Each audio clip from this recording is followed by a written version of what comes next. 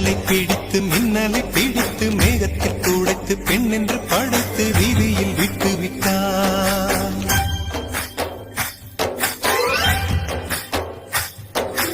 இப்படி இன்னொரு பெண்மையை படைக்க தன்னிடம் கற்பனை தீர்ந்ததை எண்ணித்தான் பிரம்மனும் மூர்ச்சையுற்றார்.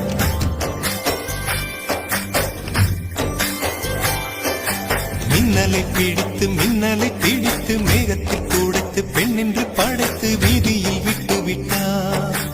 இப்படி இன்னொரு பெண்மையை படைக்க தன்னிடம் கற்பனை தீர்ந்ததை எண்ணித்தான் பிரம்மனும் மூர்ச்சையுற்றார். அவளின் நாசிக்குள் நுழைந்த காற்று உயிரை தடவி திரும்பும் போது மோட்சம் அடைந்து ராகங்கள் ஆகின்றதே. மழையின் துளிகள் அவளை